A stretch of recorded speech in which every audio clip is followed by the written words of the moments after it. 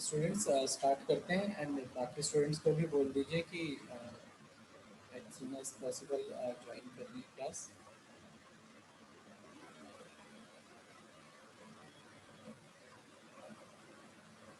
थोड़ा सा रिवीजन कर लेते हैं बिकॉज लॉन्ग गैप हो गया है, तो स्टार्टिंग से थोड़ा सा देख लेते हैं। जैसे यूनिट 2 हम लोग स्टडी कर रहे थे, तो 8085 माइक्रो प्रोसेसर हम लोगों ने स्टडी किया।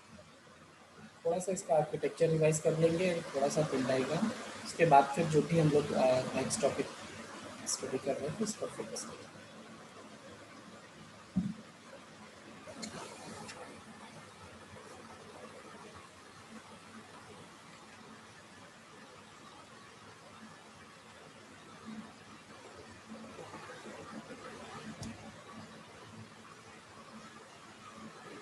तो Intel 8085 is a micro processor of 8 bit, means 8 bit की डेटा लाइन्स है इसमें। नेक्स्ट कि इसमें 40 पिन्स है, मीन्स 40 कनेक्शंस इस माइक्रो प्रोसेसर में पॉसिबल हैं। एंड जो भी डिफरेंट डिफरेंट कनेक्शंस हैं उनको हम लोगों ने पिन डायग्राम में डिस्कस किया था, और अभी थोड़ा सा रिवाइज भी करेंगे। 5 वोल्ट की डीसी सप्लाई की रिक्वायरमेंट है for the operation of this microprocessor. जो क्लॉक फ्रीक्वेंसी है इसकी माइक्रो प्रोसेसर की, इट इज़ 3 मेगाहर्ट्ज। एंड जो क्लॉक साइकिल होगी इसकी, एक क्लॉक साइकिल वो 320 into 10 to the power -9 seconds की है। एंड ये कुछ इंस्ट्रक्शंस हैं जो कि अभी हम आज इसमें से कुछ इंस्ट्रक्शन को डिस्कस करेंगे। एंड जब हम आर्किटेक्चर की बात करते हैं, तो आर्किटेक्चर में 3 मेन सेक्शंस हैं। एक हमारा एएलयू है, और जो arithmetic and logical operations perform करता है। And second timing and control unit है, जिसका काम कि कंट्रोल सिग्नल्स जनरेट करना है। एंड उसके बाद फिर there are several registers in 8085 microprocessor. तो डायरेक्ट हम इसके फिगर को मूव करते हैं।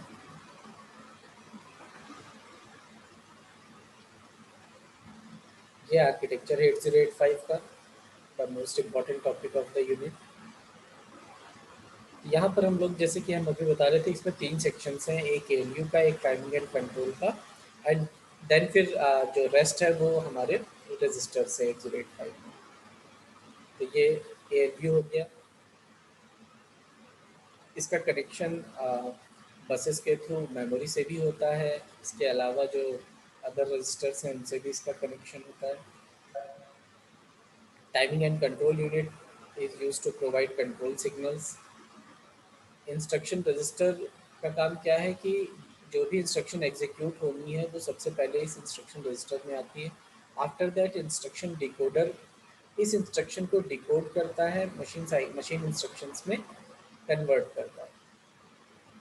बिकॉज असेंबली लैंग्वेज प्रोग्राम्स को मशीन लैंग्वेज प्रोग्राम में कन्वर्ट करना होता है बिफोर कि एलयू उसको परफॉर्म करे। नेक्स्ट फिर there are several registers in 8085। कुछ 8 बिट के रजिस्टर्स हैं, कुछ 16 बिट के रजिस्टर्स हैं। एंड सबका अपना अलग अलग पर्पज़ है। एक्यूमुलेटर है सबसे ज़्यादा यूज़ होने वाला रजिस्टर। स्टेटस फ्लैग है मोस्ट इम्पॉर्टेंट, क्योंकि ये जो भी रिज़ल्ट आ रहा है उस रिज़ल्ट के स्टेटस को शो कर रहा है।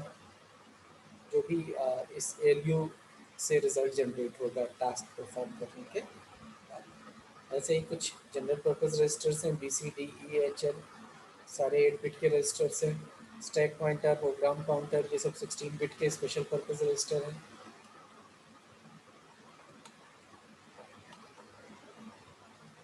तो डिटेलिंग डिस्कस कर ही चुके हैं। कुछ पूछना होगा तो आप लोग बीच में पूछ लीजिएगा। वैसे बहुत छोटा सा रिवीजन हम लोग बस कर लें इसका। आफ्टर दैट एक जो कंट्रोल सॉरी जो हमारे स्टेटस फ्लैग्स है, ये भी हमारा एक 8 बिट का रजिस्टर है।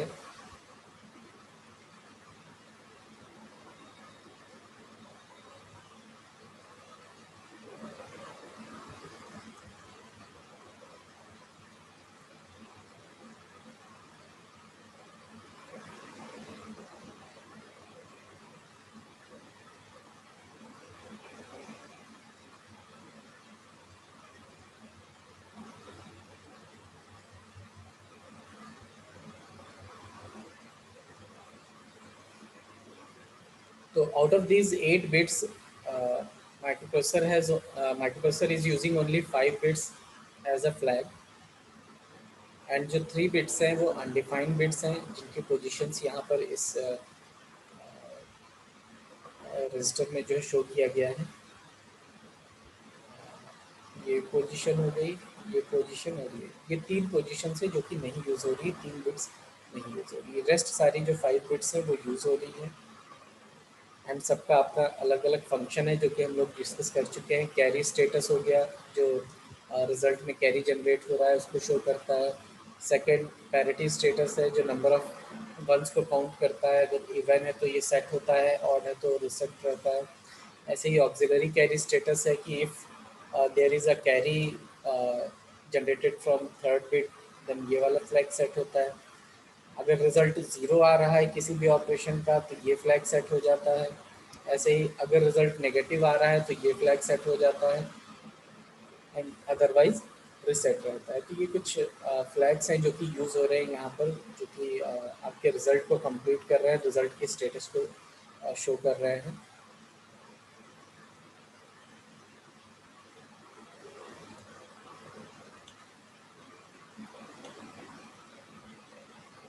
इसके बाद बात करेंगे पिन डायग्राम की। थोड़ा सा पिन डायग्राम को रिवाइज कर लेते हैं। तो हम लोगों ने जो पिन डायग्राम स्टडी किया है 8085 का, वो ये पिन डायग्राम स्टडी किया है and this pin diagram is having 40 pins, जैसा कि हमने बिल्कुल लेक्चर के स्टार्टिंग में आपको बताया था। इनका पिन नंबर आपको याद करना ज़रूरी है इन केस एग्ज़ाम में पिन डायग्राम से रिलेटेड क्वेश्चन आता है तो आपको ये पिन डायग्राम इसमें ड्रॉ करना होगा।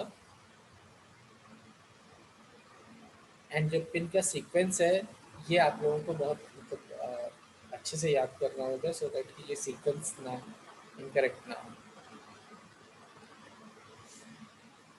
इसके बाद में फिर समझने के पर्पज से एक पिन डायग्राम और यहाँ पर बना हुआ है जो थोड़ा सा आर्किटेक्चर से रिलेट कर रहा है। इस पिन डायग्राम से हम ये समझ सकते हैं कि एक तो सिग्नल्स की यहाँ पर ग्रुपिंग हो गई है इस सेकंड डायग्राम में। सेकंड कि हम यहाँ से सिग्नल्स की डायरेक्शन पता कर सकते हैं कि कौन से सिग्नल्स हैं या कौन सी पिन्स हैं जिसमें कि सिग्नल इनवर्ड है या कौन सी पिन से जो सिग्नल है वो आउटवर्ड जा रहा है। तो यहाँ पर जैसे कि हम देख रहे हैं कि जो हमारी एड्रेस बसेस हैं ये ऑलवेज आउटवर्ड इन डायरेक्शन होगी बिकॉज एड्रेस प्रोवाइड करने का काम माइक्रोप्रोसेसर का होता है। ऐसे ही सेकंड बस जो है वो एड्रेस और डेटा की मल्टीप्लेक्स्ड बस है। तो क्योंकि यहाँ डेटा बस का भी इन्वॉल्वमेंट है इसलिए ये बाई डायरेक्शन है। तो ये बस जब डेटा बस की तरह वर्क कर रही है तो इसमें डेटा बाई डायरेक्शनली ट्रेवल करेगा, और जब एड्रेस बस की तरह वर्क करेगी तो इसमें एड्रेस यूनी डायरेक्शनल वर्क करेगा, मीन्स आउटवर्ड डायरेक्शन। इसी तरह से फिर एक ग्रुप ये बना हुआ है जो ग्रुप है कंट्रोल एंड स्टेटस सिग्नल्स का।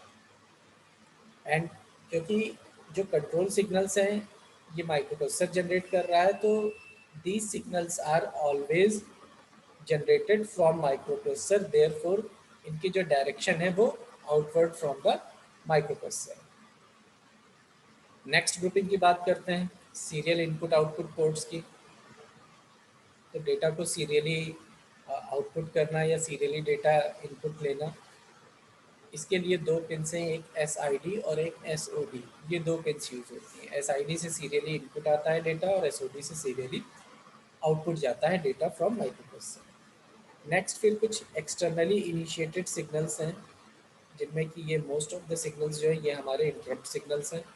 एंड एक्सटर्नली इनिशिएटेड है तो ये ऑलवेज किसी एक्सटर्नल पेरिफेरल डिवाइस से ही जनरेटेड होंगे, और जो इंटरप्ट सिग्नल्स हैं ये एक्सटर्नली जनरेटेड ही होते हैं बिकॉज ये माइक्रो प्रोसेसर के करंट टास्क को ऑलवेज इंटरप्ट करते हैं, सो दैट कि कोई भी जो इंटरप्ट है उस इंटरप्ट के अकॉर्डिंग अगर कोई अदर इम्पॉर्टेंट टास्क है तो वो पहले परफॉर्म किया जाए। तो ये तो हमारे इंटरप्ट्स हो गए। इसके अलावा कुछ और एक्सटर्नली इनिशिएटेड सिग्नल हैं जैसे कि जो डिवाइसेस हैं वो रेडी सिग्नल भेजती हैं व्हेन इट बिकम्स रेडी, या एक होल्ड सिग्नल माइक्रो प्रोसेसर को भेजा जाता है इन केस किसी एक्सटर्नल डिवाइस को एड्रेस और डेटा बसेस को यूज़ करना है। तो for that purpose micro processor को एक होल्ड सिग्नल रिसीव होता है and after receiving this hold signal micro processor puts itself in hold and generate an acknowledgement to that device. तो ये दोनों सिग्नल्स हमारे एक्सटर्नल सिग्नल एक्नॉलेजमेंट हो गए। तो एक एक्नॉलेजमेंट हमारे होल्ड का हो गया और एक हो गया इंटरप्ट का एक्नॉलेजमेंट। तो जब एक्नॉलेजमेंट माइक्रोप्रोसेसर भेज रहा है तो इट मीन्स कि ये दोनों सिग्नल आउटवर्ड डायरेक्शन में। तो जब आप इस तरह से आर्किटेक्चरल व्यू से स्टडी करने की कोशिश करेंगे तो आपको सिग्नल्स के फंक्शंस ईजिली समझ में आ जाएंगे। X1 X2 जो है वो क्रिस्टल ऑसिलेटर यहाँ से कनेक्ट किया जाता है माइक्रो प्रोसेसर को ऑपरेटिंग फ्रीक्वेंसी प्रोवाइड कराने के लिए। VCC and VSS are used to provide power supply to microprocessor. And दो सिग्नल्स और हैं, एक रेडी सिग्नल और एक clock signal, sorry reset signal and clock signal. Reset का मतलब क्या है कि अगर किसी एक्सटर्नल डिवाइस को रीसेट करना है। क्लॉक सिग्नल का काम क्या है कि किसी एक्सटर्नल डिवाइस को अगर क्लॉक सिग्नल की रिक्वायरमेंट है तो वो प्रोवाइड करना है। तो इस तरह से ये कंप्लीट हमारे सिग्नल्स हो रहे हैं इस तरह से। तो जब इस डायग्राम को आप स्टडी करेंगे तो it becomes easy to learn and understand कि कौन कौन सी पिन्स माइक्रो प्रोसेसर की हैं। But this pin diagram is also very important because आपको अगर पिन डायग्राम पूछा गया है तो आपको यही डायग्राम होगा।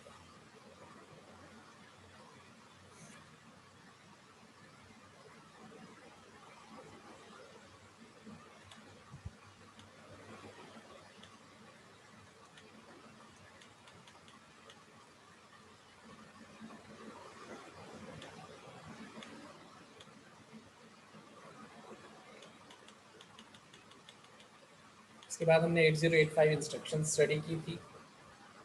इस तरह के इंस्ट्रक्शन थे तो ये तो अभी हम नेक्स्ट इसी लेक्चर में भी डिस्कस करेंगे।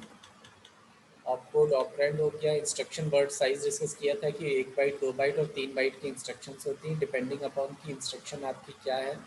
जैसे कि MOV A, B, add B, RAL, ये सारी इंस्ट्रक्शन जो है वो 1 बाइट की इंस्ट्रक्शन है, यानी कि ये सिर्फ और सिर्फ 8 बिट का डेटा यूज़ करते हैं। इसका ऑपकोड अगर हेक्साडेसिमल में लिखते हैं 78H।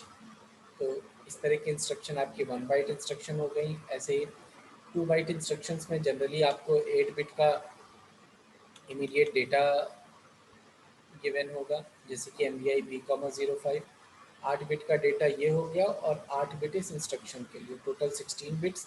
एंड 16 बिट्स का मतलब हो गया कि 2 बाइट की इंस्ट्रक्शन हो गई because 1 byte contains 8 bit of data. In the same way जब हम 3 बाइट इंस्ट्रक्शंस की बात करते हैं तो 3 बाइट इंस्ट्रक्शन में हमारे पास जनरली ये 16 बिट का एक इमीडिएट डेटा गिवन होगा और फिर 8 बिट का ये हमारा इंस्ट्रक्शन होगा। तो इस तरह से टोटल 24 बिट्स हो जाएंगी। और 24 बिट्स का मतलब क्या हो गया कि it is a 3 byte instruction.